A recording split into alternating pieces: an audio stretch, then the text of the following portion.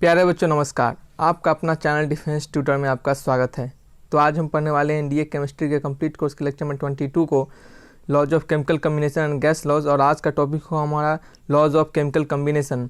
इससे पहले हम इसे एक लॉज ऑफ केमिकल कम्बिनेशन पे एक और लेक्चर दे चुके हैं। उस लेक्चर में हमने 3 जो लॉ थे लॉज ऑफ केमिकल कम्बिनेशन के उसे बताया है, laws of conservation of mass और laws of conservation in modern research और कांस्टेंट प्रोपोर्शन को, कांस्टेंट कंपोजिशन को। और आज हम फिर कुछ बचे हुए 3 और जो इनके नेक्स्ट जो लॉ हैं उन सबको ख़त्म करेंगे। फिर नेक्स्ट लेक्चर से हम गैसेस लॉ को स्टार्ट करेंगे। तो चलिए वीडियो को स्टार्ट करते हैं। तो आज का हमारा फर्स्ट लॉ है लॉज ऑफ मल्टीपल प्रोपोर्शन। देखिए इस लॉज में बेसिकली ये लॉ दिया गया था जॉन डाल्टन के द्वारा। देखिए ये सब याद रखिए, ये लॉ किन के द्वारा प्रपोज किया गया था, इस लॉ में क्या कहा जाता है, ऐसे क्वेश्चन पूछे जाते हैं आपके एग्जाम में। तो और बेसिकली इस चैप्टर से एक क्वेश्चन आते हैं, हमेशा एक न एक क्वेश्चन देखे जाते हैं इस चैप्टर से। तो इस पूरे लेक्चर को ध्यान से सुनिए और पूरा ध्यान से देखिए। तो चलिए समझते हैं लॉज ऑफ मल्टीपल प्रोपोर्शन को। इस लॉ को जॉन डाल्टन के द्वारा दिया गया था और इस लॉ में कहा जाता है कि एक एलिमेंट एक या एक से ज़्यादा कंपाउंड बना सकता है। बात सुनिएगा ध्यान से, एक एलिमेंट एक या एक से ज़्यादा कंपाउंड बना सकता है किसी दूसरे एलिमेंट से मिलकर। ठीक है, ये तो आपको बात पता होगा कि कोई भी एक एलिमेंट एक या एक से ज़्यादा कंपाउंड बना सकता है दूसरे एलिमेंट से मिलकर। ठीक है, तो चलिए हम इसको एक बार एग्जांपल में आपको समझा के लिखते हैं कि एक मान लीजिए एलिमेंट नाइट्रोजन है और हाइड्रोजन है। ठीक है, और नाइट्रोजन मिलकर बनाता है हाइड्रोजन से NH3 एक अमोनिया बनाता है और दूसरा बनाता है N2H4। ये 2 अलग अलग कंपाउंड बनाया। देखिए एक ही एलिमेंट नाइट्रोजन है और वो एक एलिमेंट से मिलकर, एक हाइड्रोजन से मिलकर एक या एक से ज़्यादा कंपाउंड बना रहा है। एक से ज़्यादा, एक NH3 एक N2H4, 2 कंपाउंड बना दिया एक या एक से ज़्यादा। तो इस लॉ में बेसिकली यही कहा जाता है कि अगर डिफिनिट मास ऑफ नाइट्रोजन का अगर मास फिक्स कर दे, नाइट्रोजन का अगर मास को फिक्स कर दे, हम मानते हैं नाइट्रोजन का मास 14 ग्राम को नाइट्रोजन के मास को फिक्स करते हैं।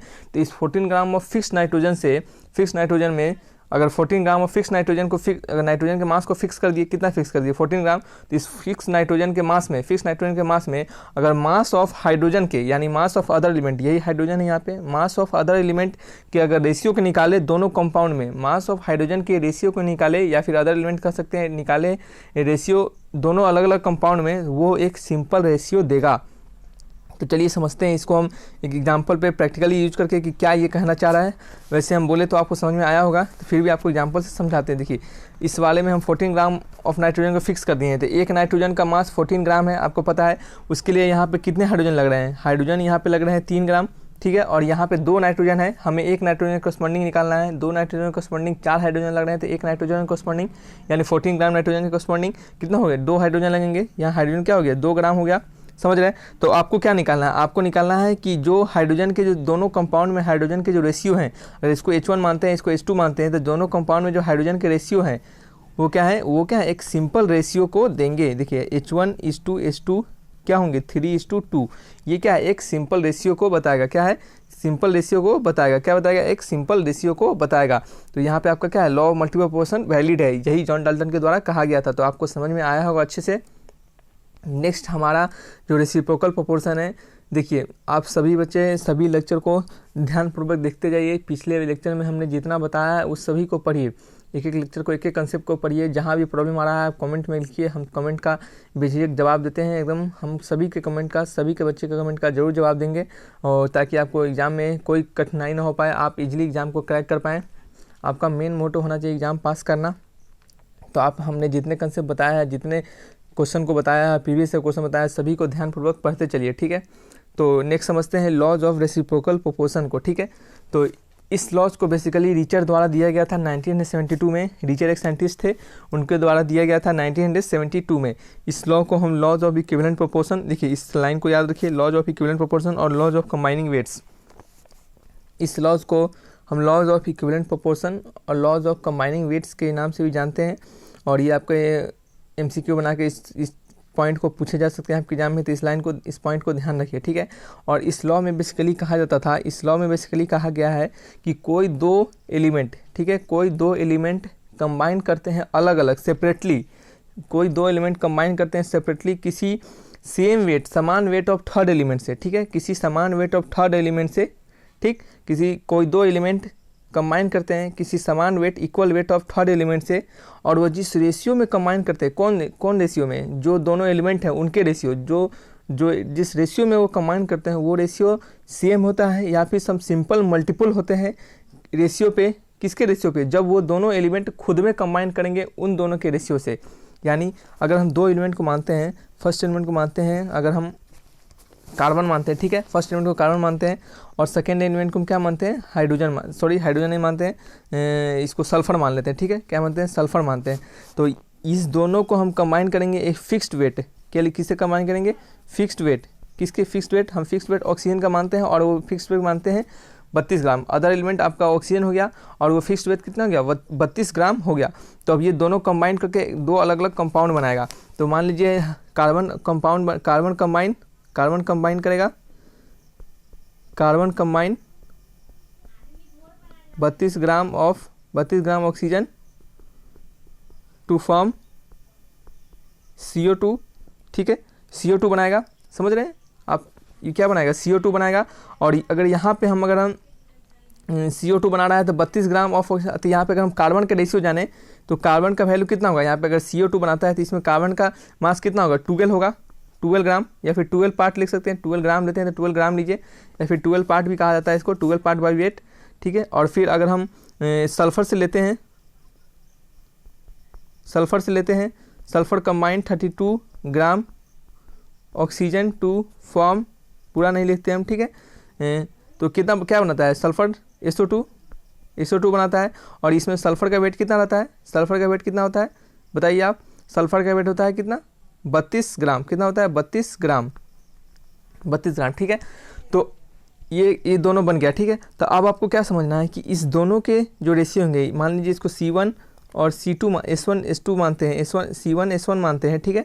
तो इनके जो रेशियो होंगे C1 S1 इक्वल टू कितना होगा 12:32, यानी 3:8, ये हो गया एक सिंपल रेशियो। अब क्या कहा जाता है इसके नेक्स्ट लाइन में क्या कहा जाता है कि वो जो रेशियो होंगे वे सेम होंगे या फिर सम सिंपल मल्टीपल होंगे रेशियो पे, जब वे कंबाइन करेंगे एक साथ, कौन से एक साथ कंबाइन करेंगे, जब कार्बन और H2, कार्बन और sulphur and carbon combine to form, क्या कंबाइन करके बनाते हैं CH2, ठीक है, सल्फर CH2 क्या बनाते हैं, CH2 sulphur carbon disulphate, CH2 बनाते हैं, CH2 कार्बन डाइसल्फेट, ठीक है।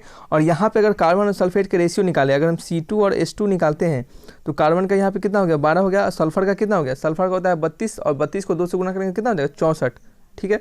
तो ये कितना इसका रेशियो हो जाएगा, इसका रेशियो आएगा 3:, कितना आ जाएगा आपको बताइए, इसका रेशियो आ जाएगा आपको 3:16, यही होगा रेशियो 3:16। अब आपको क्या समझना है, ये 3:16 का रेशियो हो गया। हम ऊपर वाले जो इस लाइन को हम मिटाते हैं, आप इसको नोट किए होंगे जरूर, अगर हम इसको मिटाते हैं और फिर समझते हैं क्या कि अगर 3:16 है वेट, इसके 3:16 वेट है, तो यहाँ पे कहा गया था कि जो पहले वाले जो रेशियो आएंगे C1 और S2 के S1 रेशियो आएंगे और C2 और S2 के रेशियो आएंगे, उस दोनों में जो कार्बन के रेशियो होंगे और सल्फर के जो रेशियो होंगे वो क्या होंगे, बराबर होंगे या फिर सम सिंपल मल्टीपल होंगे। अगर हम C1:C2 निकाले तो ये 3:3 क्या है, 3:3 क्या है 3, यानी क्या है ये 1:1 के रेशियो, यानी ये तो इक्वल है, यानी दोनों के जो कार्बन है वो सेम है। और अगर हम S1:S2 निकालें वो क्या आ रहे हैं 3:, क्या आ रहे हैं वो S1:2 क्या है 8:16, यानी 1:2। यहाँ तो इक्वल नहीं आ रहा है लेकिन क्या आ रहे हैं सिंपल रेशियो में आ रहे हैं। किस रेशियो में आ रहे हैं, सिंपल रेशियो में आ रहे हैं। और यहाँ क्या आ रहा है, यहाँ तो सेम ही आ रहे हैं, क्या आ रहा है यहाँ तो सेम आ रहा है। यही इस रेशियो में जो आपके जो लॉ थे रेसिप्रोकल प्रोपोर्शन, इसमें यही कहा जाता है कि कोई दो अलग अलग एलिमेंट कंबाइन करते हैं किसी फिक्स मास ऑफ अलग एलिमेंट से, थर्ड एलिमेंट से फिक्स मास, यहाँ 32 ग्राम ऑफ ऑक्सीजन से, और यहाँ पे कंबाइन किए अगर, तो जो कंबाइन करके जो उनके रेशियो आएंगे कार्बन सल्फर के रेशियो वो क्या होंगे, वो इक्वल होंगे या फिर सम सिंपल मल्टीपल होंगे। जब वो दोनों एलिमेंट, कौन से एलिमेंट, सल्फर और कार्बन, जब वो दोनों एलिमेंट खुद से कंबाइन करके जो कंपाउंड बनाएंगे उनके रेशियो से, उनके कार्बन सल्फर के रेशियो से, ठीक है। तो इस लेक्चर को आप इस जो आपका टॉपिक था लॉ ऑफ रेसिप्रोकल प्रोपोर्शन आपको अच्छे से समझ में आया होगा। और अगर कहीं पे भी आपको प्रॉब्लम हो रहा हो तो आप कमेंट में लिखिए बेझिझक, आपके कमेंट का जवाब हम जरूर देंगे। और जहाँ तक हमें लगा कि आप हमसे जितना हो पाया हमने आपको समझाया और आपको समझ में आया होगा, क्योंकि हमने पूरे अच्छे तरीके से समझाया। इतने तरीके से समझाना बहुत ही मुश्किल काम होता है, फिर भी हमने आपको समझाया। अगर आपको अच्छा लग रहा होगा तो वीडियो को हमारे लाइक जरूर कीजिएगा, चैनल को जरूर सब्सक्राइब कीजिएगा। तो नेक्स्ट समझते हैं हम, यही यहाँ पे और आपको क्या लिखा गया था, यहीं आपको यहाँ पे एग्जांपल में लिखा गया था कि 2 कार्बन और सल्फर रिएक्ट करते हैं ऑक्सीजन से थर्ड एलिमेंट से, तो CO2 बनाते हैं और SO2 बनाते हैं, और वो आपस में जब रिएक्ट करते हैं तो CH2 बनाते हैं, और उनके जो रेशियो होंगे वो किस तरह से होंगे हमने आपको ये अच्छे से इस लाइन में आपको अच्छे से समझाया होगा। ठीक है, तो नेक्स्ट समझते हैं अपने लॉ को।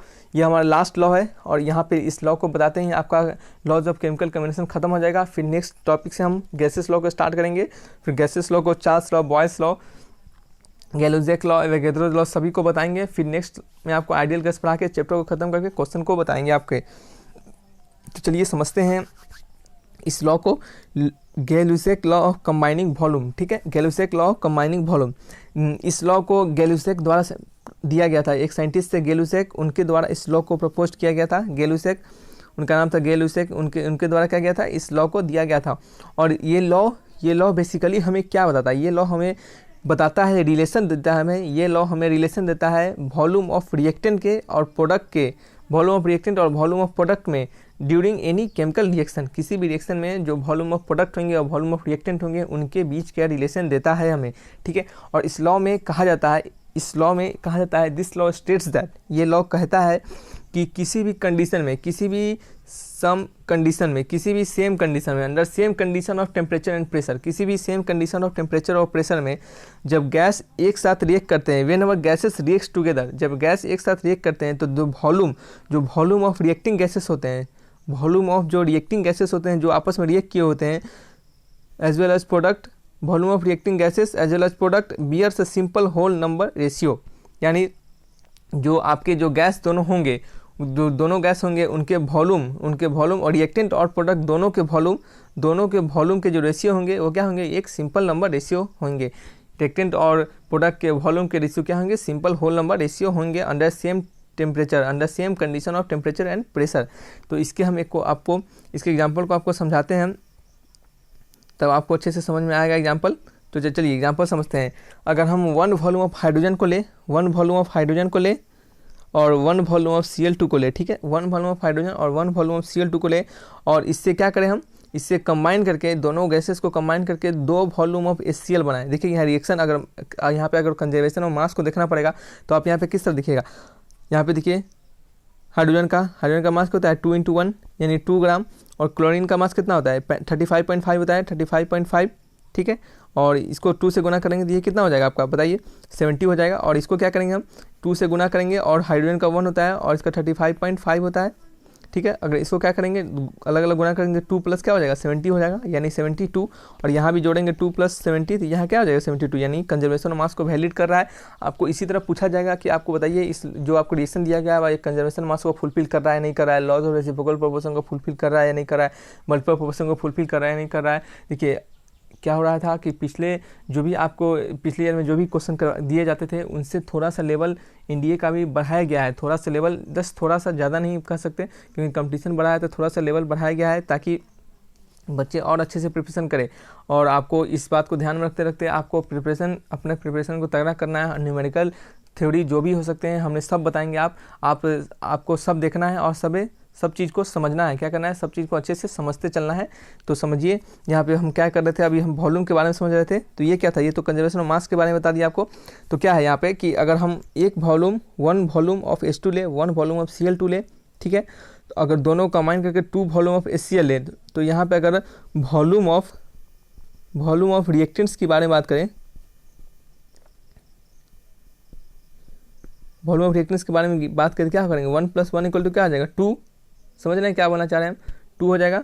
और एक सेकेंड, अगर हम आपको अलग अलग ही ले लेते हैं और यहाँ पे हम बात को समझे तो अलग अलग लगते हैं। वॉल्यूम ऑफ जितने भी रिएक्टेंट है उनके वॉल्यूम और वॉल्यूम ऑफ प्रोडक्ट अलग अलग भी वो क्या होंगे, एक हमेशा सिंपल रेशियो में आएंगे।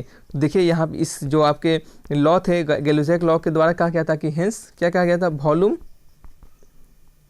रेशियो ऑफ हाइड्रोजन का Cl2 का जो रिएक्टेंट थे आपके, और क्या था आपका लास्ट में 2HCl, ये क्या थे आपके, ये आपके प्रोडक्ट थे। इनके रेशियो क्या होंगे बताइए, हाइड्रोजन के 1 होंगे वॉल्यूम के रेशियो, Cl2 के 1 होंगे, और ये क्या होंगे, और ये क्लोरीन के क्या होंगे 2 होंगे, ठीक है, क्लोरीन के क्या होंगे 2। तो ये क्या आपको दिख रहा होगा कि ये क्या है 1:1:2 क्या है, एक सिंपल होल नंबर रेशियो है, क्या है, एक सिंपल होल नंबर रेशियो है। आपको दिख रहा होगा, यही गैलोसियस लॉ में कहा गया था कि क्या कहा गया था कि under similar condition temperature and pressure जो गैसेस रिएक्ट करेंगे एक साथ में, उनके वॉल्यूम रिएक्टिंग गैसेस कहने का मतलब जो रिएक्टेंट होंगे वही रिएक्टिंग गैसेस होंगे ना, जो रिएक्टेंट होंगे एज वेल एज प्रोडक्ट, जो प्रोडक्ट आएंगे वो क्या होंगे, हमेशा सिंपल होल नंबर रेशियो में होंगे। यही यहाँ पे सिंपल रिएक्टिंग गैसेस यही हो गया, इसको रिएक्टेंट भी कर सकते हैं, रिएक्टेंट्स, और इसे क्या कर सकते हैं आप, प्रोडक्ट। ये क्या होंगे, सिंपल होल नंबर रेशियो 1:1:2 में होंगे। चलिए, आपको ये लेक्चर आपको अच्छे से समझ में आया होगा।